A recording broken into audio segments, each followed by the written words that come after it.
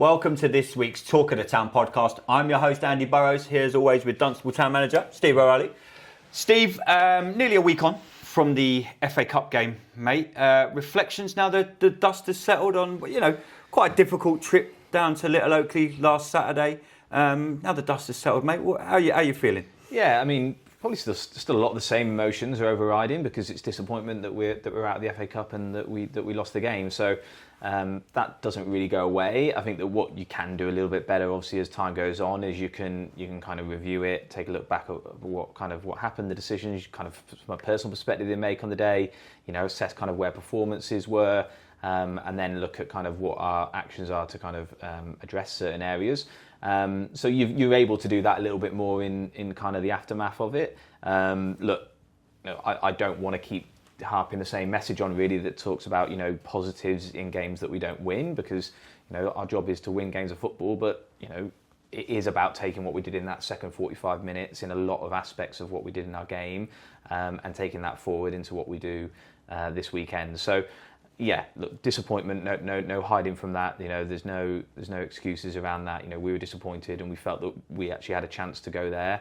And I said that to the lads a little bit at the end of the game, really, which was our biggest disappointment will be the one thing in football that you don't want is some regret. And I think that the way that we played in the second half and the intensity and the purpose and the directness that we had and the energy, if we'd have brought them in the first 45 minutes, we probably would have won that game. So there is a tinge of regret. But I'm hopeful, that second 45 minutes is a little bit of a blueprint for us in terms of how we need to approach not just Saturday, but games going forward. How do you reflect on a game? We're here tonight on a Thursday. The lads get to go on the training pitch. What do you do as a manager when you look at yourself and the coaching staff? And we were all there on Saturday, so we're all in this as a team. When I say the dust is settled, what do you do? Because like tonight we can put the boys on the training pitch and we can work on certain things. How does that work for you guys as a coaching team? What do you like when you take a step back? What do you reflect on after a defeat? Yeah, I mean everything. I mean really everything. So we'll have conversations about obviously the team selection. That's an obvious one, and in type of the approach that you set out for the game. So that's something that you look at. But then it's of those other aspects around preparation. So that can be all the way down to kind of our meeting time, all the way through to kind of how we set a warm up and the outcomes that we want from that. The messages then that we're delivering, before the game, during the game, at half time, and after the game, and then yeah, as I say, you try to reflect on all of it, and it's a really important part of certainly what I want us to do as a management team is that we don't dwell on things. That's important. We don't kind of overly focus on maybe mistakes that we made or things that didn't go quite so well, but we acknowledge it, we're accountable to it, and we look and go, okay, how might we do things a little bit different going forward? So certainly on Saturday, there would have been aspects that I kind of would have taken back and maybe made some decisions a little bit quicker, maybe tweak things a little bit earlier. Because I think we had a good impact at half time in terms of the changes that we made. So yeah, look, I'll reflect on those, and just as a management, we'll have those discussions and we'll go, okay, what do we think that we could have done a little bit better on Saturday? And again, that builds going forward in terms of what we do. Last one about Saturday, mate. What do you want to see as a reaction from the players now as we go into Baldock this Saturday? Obviously, we're training tonight. What do you want to see from the group of players? Because like you said, quite rightly, in the change room after the game, on the pitch, there is a lot of onus on you guys, but there is also onus on the 11 guys on the pitch. I remember I was obviously in the dugout on Saturday with you at the weekend, and you can't coach the whole game. And it felt like a lot of that you had to do on Saturday, especially in the first half. Second half, we're a completely different team. Completely different team. What onus do you have to say to the players? At the end of the day, they do step across the white line. That's any level of football. You hear it all the time in the Premier League. There's only so much coaching you can do. What onus will you now put on the players as we go into Saturday? Yeah, look, definitely will be, and there'll be individual aspects that we'll pick up with players and that we'll talk through. And some of those conversations we've already had so far in terms of what I would want to see improved in their game from what we've done, not just Saturday, but up to now. And that's. I've said it previously, that's going to be an ongoing process for us. That should always continue. But yeah, I think that, what I want the lads to kind of to summon amongst themselves in the group, and it might be one or two leaders, or it might be the lads individually, whatever it was that got them that response in the second half in terms of how we play. Now, I appreciate, we made some tactical changes, we made some substitutions. There was some choice words at half time, as you'll know. And I felt like it was the right moment for that. I need the lads to find it within themselves and understand, okay, well, what is it that then spurred that? And as I said, it can't just be me, because, from the sideline, yeah, you can have an impact and you can have an influence, but the players out on the pitch if they can do that, that's much more beneficial, and we don't need to wait to half time to make some of those adjustments. So yeah, I'll be looking for the lads to step up in that aspect, but I think it is really about a continuance of that second 45 minutes and the intensity, and I think that as long as we do that, I'm really confident in the quality that we've got. And the lads showed that in the second 45 minutes. That when we play with pace and with energy and with directness, that we can hurt teams. So yeah, I'm looking for the lads to take that responsibility on themselves. And yeah, as you say, maybe allow myself to maybe have a quiet minute or two on the sideline during the game. We mentioned last week we're on the cusp of putting a good game together, a 90-minute football match. You can't be perfect for the whole 90 minutes. I get that, but what do you think it is that we need to do? Because every interview we've done so far, we've played well in a first half against Winslow. We've played well in a 60 minutes against Colney Heath. We played well in a second half against Little Oakley. What is it that we need to do? Is it that little bit of luck that we need? Is it just we need something to go our way? In your opinion, what is it that we need just to put in a performance on a Saturday for 90 minutes? I mean, there's a couple of things. I think that it's a focus and it's a concentration thing again. I think that certainly was a theme of those first couple of games. It might help getting a goal first and not having to chase a game. I think that would certainly help us. So if we can do that on Saturday and get in front, then you hopefully see a different type of reaction. I mean, I've not been disappointed the way that we've kind of responded to games, and I thought the Colney game particularly, and even for a spell against Winslow, we reacted quite well, and we did that again on Saturday, but not putting ourselves in a position where we're needing to do that, So yeah, look, that's a mental thing for the boys to do. They've demonstrated as you said, in all of those games that for long periods of it that we can compete and we can be, have periods of dominance in those games, but unless we get the outcomes that we need, it doesn't really matter. So yeah, it's about those lads staying focused in terms of what we want them to do. Subs making sure that they have impacts at the right moment as well. So that was a big plus I felt from the Little Oakley game, where the subs really did come on and make an impact. And if we have a good first half, that'll be the starting target for us on Saturday. And then, as you say, then it's following that on into the second half and subs coming on and making an impact. Yeah. Yeah, I mean, I saw firsthand in the change room after the game, the lads pretty much knew, and it was good to see them that togetherness is coming, because they all sat down in the change room after the game on Saturday and they knew that the second half performance was where we should be, and they knew within themselves that that's what we need to do for 90 minutes of a game. And like you say, it is a little bit of onus on them. Did the second half performance give you a little bit of a selection headache as we move into Saturday? Because there were players that come off the bench, and none of us ever like being sub, and we all want to prove a point of, Io, come on, got his goal. Is that a good problem to have as we go into Bulldog this Saturday? Yeah, I mean, it definitely is, and I think that I want those decisions on a matchday squad to be as difficult as possible, and they have been so far. I wouldn't say that they've been easy so far, but that those lads who did come on certainly had an impact. We've obviously got some availability challenges. We lost Melvin with his hamstring injury on Saturday. Obviously Luca with the sending off, so we are going to have to reshuffle some things anyway around that, but there's no hiding from it as well. We've lost 3 games, so we are going to look to change things in certain areas to get an impact. It doesn't mean that those players who might miss out on the squad or who aren't in the starting 11, that it's down to them that we haven't got there, but there is a need to freshen things up. And yeah, look, I want boys to have the recognition that if they do come off the bench or they do get themselves in the squad and they perform, that does get rewarded. I think that's important as well. So yeah, I'd expect there to be some changes certainly for Saturday. We've got a training session to go through today first, and make sure everyone gets through that okay. And there'll be some decisions based on how lads train tonight. So yeah, decisions to be made. But look, those lads who came off the bench on Saturday certainly did themselves no harm. Moving forward to Saturday, Bulldog got home. Set to be a hot, scorching day down here at Creasy Park, unlike now where it's pouring down. It always a tough game, I find, against Bulldog. It always seems to have some sort of hoodoo over us, especially when we go over there. What are you expecting come Saturday? They would have looked at us and seen the start we've had. Again, that's everything that we're fighting against at the moment, albeit it's only 2 games in, 2 league games in, so it's not panic stations. What are you expecting on Saturday? Yeah, look, they're a young group, and that's kind of the model that Dave's had over there now for a couple of seasons. But they're a talented group of players, and quite a number of them were playing there last season, so they've certainly got that experience now. The league.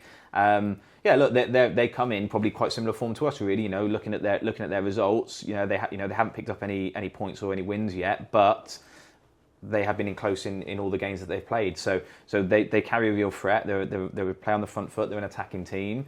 So we're going to have to be really good defensively, and then we're going to have to pick our moments to make sure that we hurt them when we can. And I think, going back to the overriding feeling over those 3 games, which is in the moments where we've had opportunities to punish teams, we haven't done it, and we've been punished. We need to make sure Saturday that anything that Bulldog give us, we take those moments.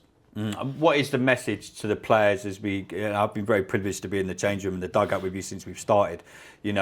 Always been positive, pretty much. Said, you've been harsh when you have to be, like on Saturday when a word was needed. What's the message going into the lads in training tonight? Like I say, he's only 2 games in. And a lot of people are like, oh, Dunstable have lost 2 games. We said this last week when, it's 2 games into a league season. What's the message going into the lads tonight and as we move forward on Saturday? Yeah, I think it's recognising now that, and look, by no means was our second half perfect on Saturday. That's kind of the minimum level that I want us to be at. So really, that's that standard now for us. So I think that the first thing is to try and reinforce to the lads that is the standard.